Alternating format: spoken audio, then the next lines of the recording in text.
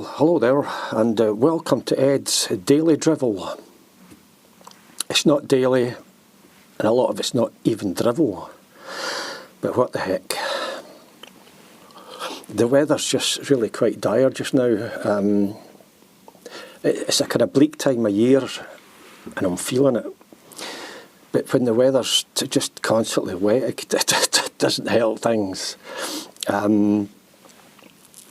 So much so that I haven't even been bothered to put the camera on its proper tripod. It's just on a mini tripod on a desk. I haven't even been bothered to put out the kind of normal lights that kind of light things up. And it's not even 4K. I'm thinking, so what? I have got a walk planned, but I have to wait for good weather. It's simple as that. So I thought I'd just do one in the house here, a wee bit of a chat, then we'll look at a drink that's still in the market, and it goes back donkey's years. I haven't even done any research to find out how far it goes back. I'm winging it here. It's cremola foam.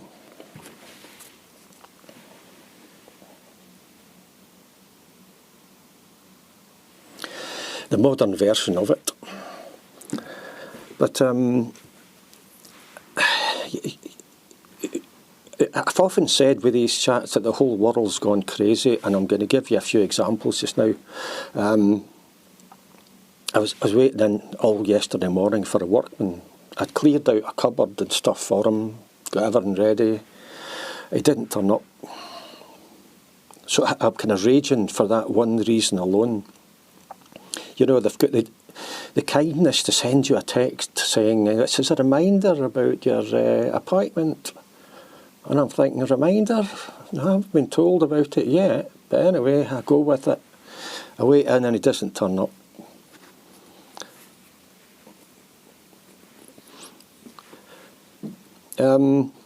Also, while I was in yesterday, a chap at the door, a young lad, there's your parcel, or your delivery. I'm thinking, oh, no. Haven't ordered anything, son. This can't be for me. Let me have a look. It was a different tower block. The whole world's gone bonkers. There's people diving about like maddies, delivering things. Supermarkets, there's more and more emphasis every day on the use of self-service checkouts as opposed to manned checkouts, and with a self-service checkout, I think in a lot of cases just comes a lot of stress. You know, that's not even considering the fact that we're putting people out of work. People who used to man the checkouts. It's hardly surprising folk get their supermarket food or their food delivered by delivery dawdly do or whatever it is you call them.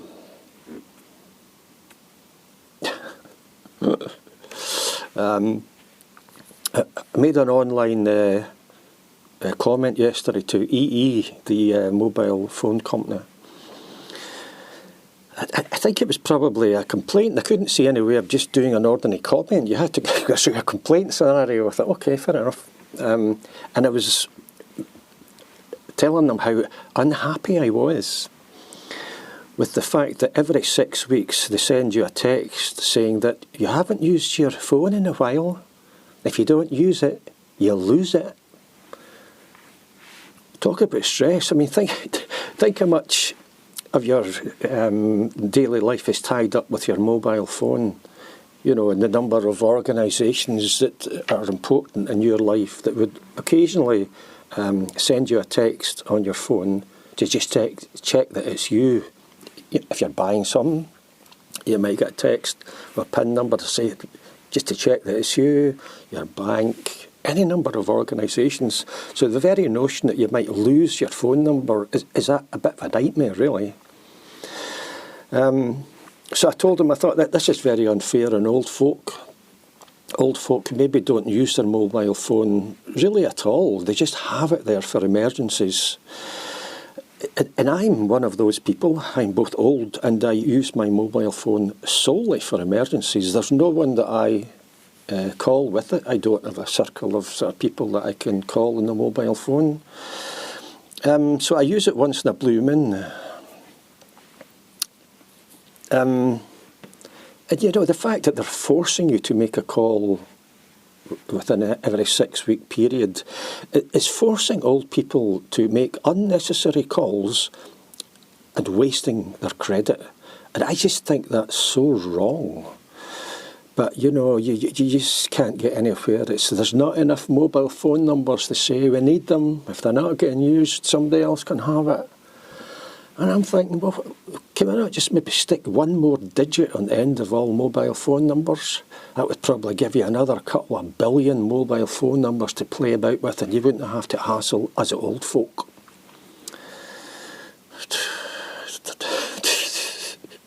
So between that and the workman not turning up, I'm kind of at that stage where I might end up actually punching somebody. I won't, I'm kidding, but that's how I feel. And the thing about EE and me making that online comment is that a short while later I got a text on my mobile phone saying, somebody's going to call you. I think, what? Why? So a young lad phoned up. It's about the callback you requested. You know, and I'm saying, no, I didn't request any callback, I just made an online comment. So he was there to sort it out and put me at rest. And he said, what's your name? What's your password? And I'm thinking, password, you know. I said, well, no, this is a pay-as-you-go account. I don't think I've got a password. He said, yes, you do.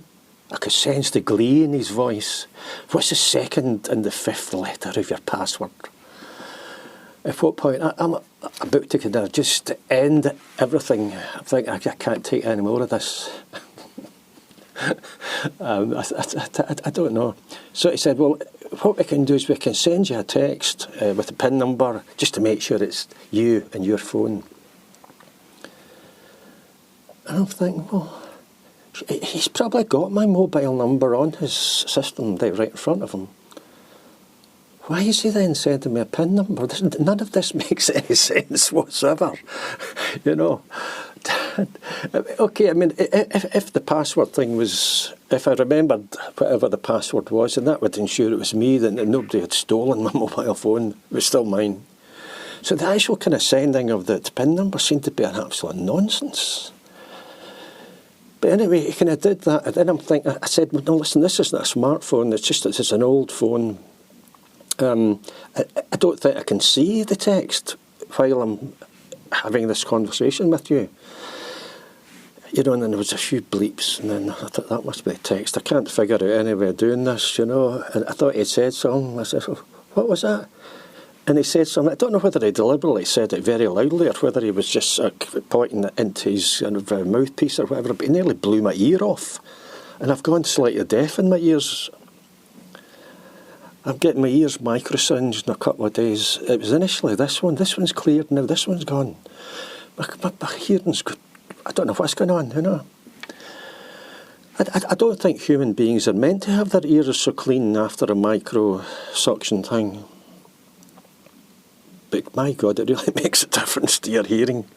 But anyway, you know, in the end I said to him, listen, I'll have to end the call. Can you call me back on my landline? Because in fact I don't get very good mobile phone coverage in the flat here. You know, I'm actually talking to the company that gives me this poor mobile phone coverage. I think I'm in the only small area in the whole city that has iffy mobile phone coverage. That said, other people, workmen, when they do eventually get into the flat and use their mobile phone, they don't seem to have an issue. Maybe it's just this old phone. So, you know, at this stage, I'm up at high dough. You know, okay, he says, okay, I'll send you the text with the PIN numbers and I'll phone you back in a couple of minutes on the landline. I said, okay. And, you know, sure enough, there was 2 texts, each with a different PIN number. So he phoned me back in within a minute. I told him what they were. That's fine. And he just went on to eventually say, there's nothing we could do, you know. Blah, blah, blah, blah, blah, blah, blah, blah, blah, blah. I said, sorry. And I mean, he was sort of adamant that, you know, did I want to make a new password, seeing as I hadn't remembered the old one. And I'm saying, well, is there like some sort of memorable password that requires a prompt that would be easier for me to remember? And I'm saying, is there your first school? You know, no. First pet? He said, yeah, there's first pet. Okay, so I gave him the name of the first pet, but it wasn't enough letters. And I'm thinking here, I can't take any more of this. I've had enough. I said, listen, mate, just forget the password thing. I appreciate you calling back. Thanks very much, you know, etc., etc. I ended the call. When I looked at my mobile phone, there was some like half a dozen texts from EE in connection with this one call, of which was a complete waste of time for everybody. Maybe they try to put people off making comments online or making complaints, I don't know, but it certainly put me off. The only thing missing from the whole interaction was one final text as a satisfaction survey. There wasn't one of them, thankfully. I think I'd have been throwing the phone out the window or something, probably following swiftly after it. You know, things like that are just, the whole world's gone absolutely bonkers. Everything is kind of made more difficult than it should be. We're all kind of caught up in this kind of technology. And it's an absolute pain in the bum, it really is. Although I do appreciate that I'm starting to sound like an old person here. During the conversation with the young lad on the phone, I was talking about landlines, mobile phones, and I was saying, look, he was saying that most folk, I think he was actually saying most young people keep their mobile phone on 24/7. And I'm saying that's ridiculous. It's ridiculous. You're not going to answer an email in the middle of the night, you know. But then I said, well, if you didn't have a landline, you need some way of contacting emergency services instantly. If you've got a fire in your house, somebody's trying to break in or whatever, you don't want to have to wait till your mobile phone connects to the network. So if you don't have a landline, that's probably a good idea to keep your phone on 24/7. And they're actually phasing out landlines, though I think there may be some sort of digital alternative. I personally don't want to keep my mobile phone on 24/7. I want whatever the digital equivalent of a landline is once they kind of roll out full fibre broadband in full to everybody. It's just...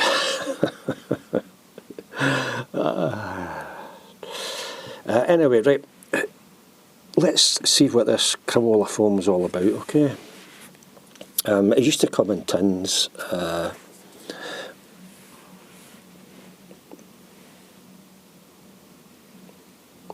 Focus, you brute, focus. I mean, the first thing that struck me was I thought it was very expensive. It's £4.95 for this, 5 pence less than a fiver. And it seems a little bit it's got a kind of homemade look and feel to it, because the paper label doesn't quite fit properly. It isn't attached at the top there. I don't know if you can see that. Why aren't you focusing? Right, focus. Can you see that? The paper label's not quite fitting. So I'm thinking it's a bit kind of unprofessional or something. And it says on it, you know, it says, what does it say? Shake well, add 2 teaspoons and half a glass of water.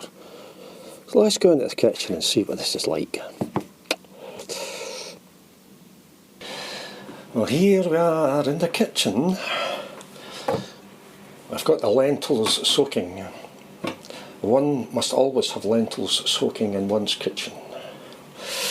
The soup. Lentils on their own, once boiled and a bit of salt added, makes a great soup. But it can be made a little bit better by adding other things. Bacon, onion, cumin works very well with lentil soup. But anyway, we're not making lentil soup. So let's just have a look at this canola foam stuff. Not quite, the lens isn't quite wide enough. Trust me, it's there. Down There, right. Let's open it. Oh, hold on, wait a minute. Shake. Shake well, add 2 teaspoons and a half glass of water. Right. Shake well.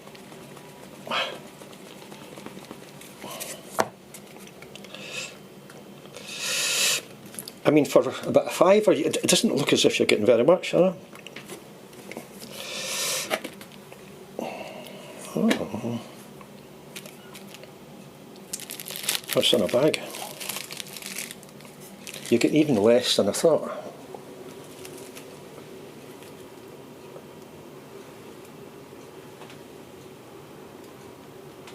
Anyway, we're going to have to cut this, I think, aren't we? Let's see. Right,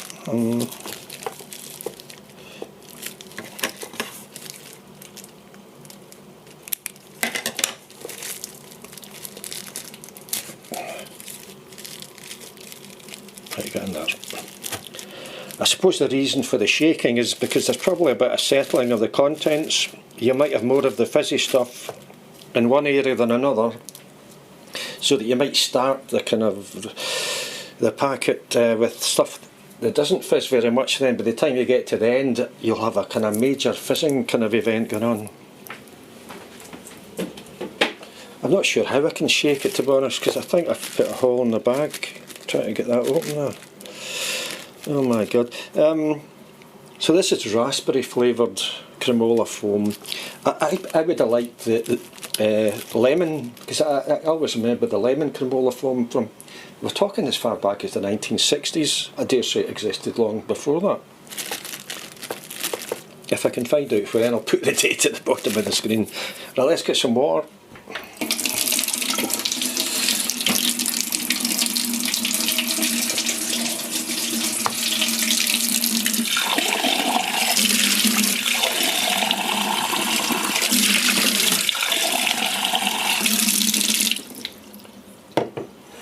Right, that's probably half a glass of water. You ready? 2 teaspoons. Right, okay, here we go. I don't know how I can shake this the way it is. Let's just kind of jiggle it about a bit. Some of it just looks slightly different colour.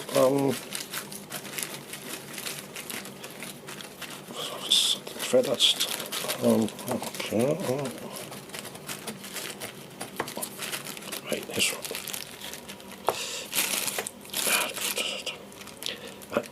I'm not very impressed by the inner plastic bag, which seems a little bit kind of flimsy. 2 teaspoons, here's the second one.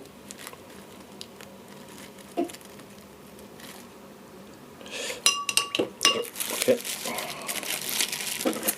Lid on.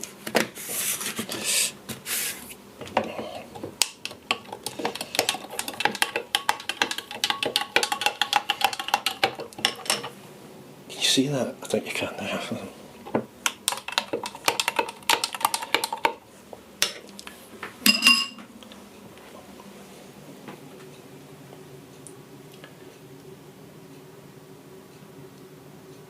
It looks as if it's fizzing.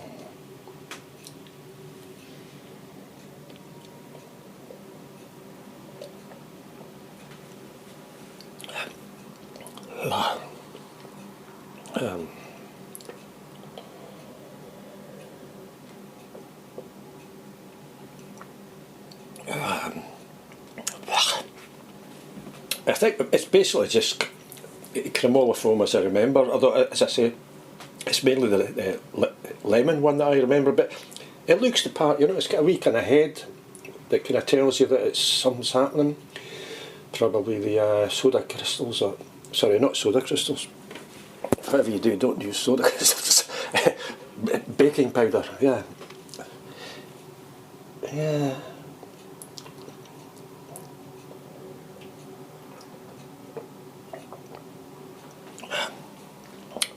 So. Is it worth a fiver? Probably not. But at the end of the day, you're not actually buying cremola foam. What you're doing is buying a memory. and you can't put a price on that.